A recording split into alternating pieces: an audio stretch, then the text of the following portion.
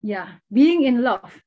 Nah, ini tadi sempat saya bahas sedikit, being in love. Ketika kita jatuh cinta, ada beberapa karakter atau gejala yang kita bisa lihat dari orang yang jatuh cinta.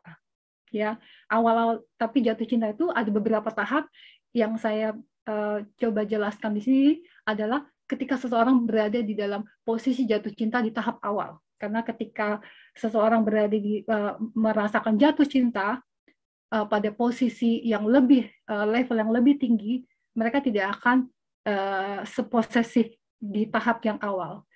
Di sini saya akan coba gambarkan being in love. Being in love. Share screen. Yes, being in love. Ketika kita mengalami jatuh cinta, kedirian kita sendiri pun sulit untuk mengontrol apa yang kita rasakan. Saya bisa bayangkan dalam ceritanya, dalam cerita Layangan Putus, saya belum sempat nonton seluruhnya, sepotong saya nonton, dan di beberapa scene yang saya potongan cuplikan cerita itu yang saya lihat ada satu scene si suami ini yang namanya Aris ini dia argumen dengan istrinya ketika istrinya mengetahui bahwa suaminya selingkuh, dan akhirnya istrinya bilang, saya mau kamu jangan selingkuh, saya mau kamu tinggalin dia. Akhirnya suaminya bilang begini, saya pun tidak mengharapkan perasaan ini ada di dalam diri saya. Saya tidak mengharapkan saya merasakan ini, dan saya tidak bisa kontrol perasaan ini. Datang begitu aja. Dengan kata lain, ketika kita merasakan cinta pada tahap awal, cinta itu tidak bisa dikontrol. Mungkin saya bisa bayangkan banyak orang yang mengalami perselingkuhan itu, mereka akan merasakan hal ini.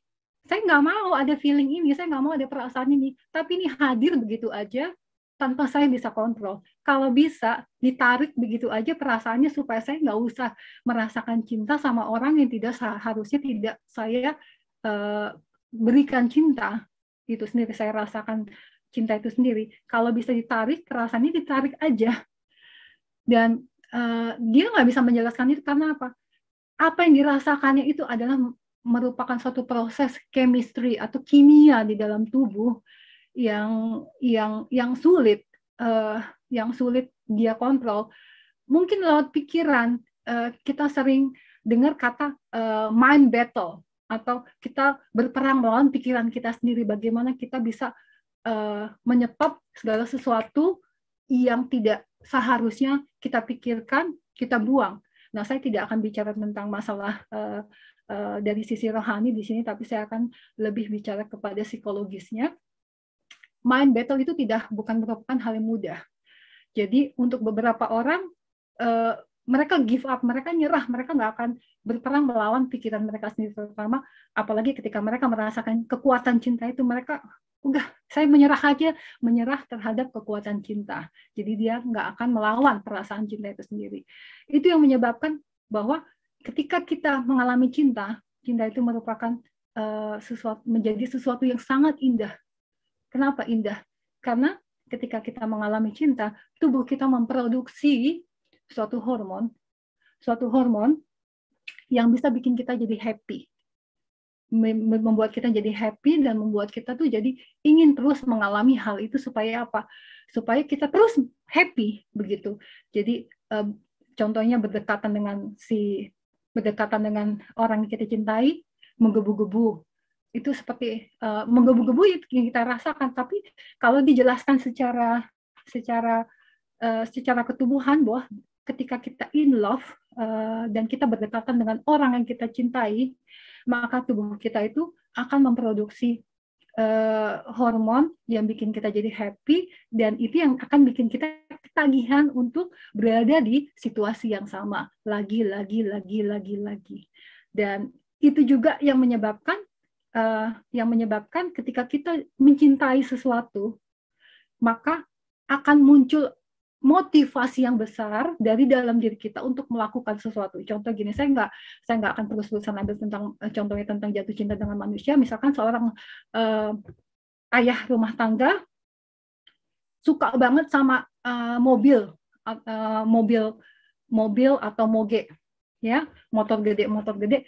Dia karena kecintaannya terhadap hobinya itu, akhirnya hobi mogenya itu akhirnya dia akan melakukan segala cara bagaimana caranya bisa mendapatkan moge yang dia impikan, ya, mulai dari dia nabung atau menabung, kerja ekstra, atau bahkan motong uang belanja istrinya bisa aja demi mendapatkan impiannya. Itu yang saya maksudkan dengan motivasi. Dengan orang yang jatuh cinta, ketika mereka ketika chemistry di dalam tubuhnya itu sedang bekerja, memproduksi hormon yang menyebabkan dia happy untuk bersama-sama dengan orang itu, dan akhirnya dia akan selalu berusaha bagaimana caranya supaya ketemu sama orang yang dicintainya. Dia akan selalu berusaha sampai akhirnya oke, saya nggak bisa hidup tanpa dia. Akhirnya mengambil keputusan untuk menikah. Karena apa? Supaya bisa terus sama-sama. Nah, itu indahnya. Tapi being in love itu ketika kita jatuh cinta juga ada sisi lain yang kita rasakan selain kekuatannya itu yang bisa menghancurkan segalanya, bisa membangun segalanya, yang mustahil jadi yang mustahil jadi tidak mustahil. Tapi di sisi lain daripada cinta itu sendiri bikin kita jadi rentan. Kenapa? Kita yang secara kepribadian mungkin sebagai sosok yang kuat, secara emosi kuat, tapi ketika menghadapi cinta, kita tuh jadi rentan, jadi gampang nangis. Saya pribadi, saya juga pribadi yang rentan terhadap cinta. Ketika saya melihat sesuatu yang berhubungan dengan cinta, pasti saya menangis. Karena apa? Saya melihat cinta dari sisi keindahannya, tapi cinta itu juga bisa menyakitkan. Bayangkan ketika kita merindukan seseorang, tapi kita nggak bisa bilang, aku kangen orang itu pasti sedih. Ketika bapak ibu berpisah, suami istri berpisah jauh, pasti engkau akan merindukan pasanganmu, walaupun kalau deket-deketan juga nyebelin, tapi ketika jauh rindu. Dan itu yang bikin rentan kita. Jadi ketika kita rindu, kita jadi nangis, jadi melankolis, jadi baperan dan lain sebagainya.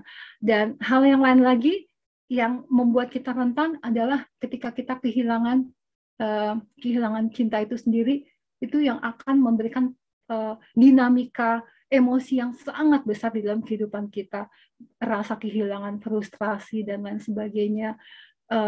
Itu adalah salah satu ciri-ciri rentan. Dan ya, ketika kita mengasihi seseorang dan orang itu mengatakan sesuatu yang tidak manis, tidak baik, walaupun sepele, akhirnya kita juga jadi terluka. Karena apa? Kok kita berpikir gini, kok saya sayang sama kamu, kok kamu tega sih ngomong gitu sama saya, begitu. Contohnya begitu. Misalnya contoh gini, ibu rumah tangga, saya kemarin sempat sharing sama penulis skripnya Layangan Putus. Kadang perempuan itu ingin sekali diberikan perlindungan, walaupun kita kuat, tapi kita mau lihat bahwa laki-laki kita itu bisa memberikan kita perlindungan. Nah, ini contoh sepele nyatanya seperti ini. Saya mau angkat galon air aqua misalkan. Di rumah ada suami saya. Harusnya idealnya suami yang angkat galon. Tapi si suaminya entah lagi sibuk kah atau lagi apakah nggak kepikiran untuk bantu istrinya ngangkat galon. Akhirnya istrinya dengan susah payah ngangkat galon. Dan saya suka tuh dulu begitu, ngangkat galon. Dan akhirnya si istri berpikir, gimana sih saya punya suami kok nggak bantuin saya ngangkat galon? Terus si suaminya bilang, ya kamu nggak ngomong, cuma ngomong gitu. Kamu nggak ngomong, kamu nggak minta. Si istrinya berpikir ini, ya kamu nggak usah saya minta. Kamu lihat saya mau ngangkat galon, ya tolong dibantuin gitu loh. Jangan biarkan saya lakukan ini karena kamu laki-laki, saya perempuan. Nah, ini yang saya coba gambarkan, rentan dan kuat. Kuat secara emosi tapi juga bisa jadi rentan. Jadi segala sesuatu bisa jadi sensitif. Tapi kalau kita nggak punya cinta, pasti ya udah, kamu mau bantu ya udah, saya aja yang kerjain sendiri gitu. Jadi akan lebih mudah hidup kalau nggak ada cinta, karena apa? Nggak ada perasaan sensitivitasnya. Oke, saya lanjutkan lagi.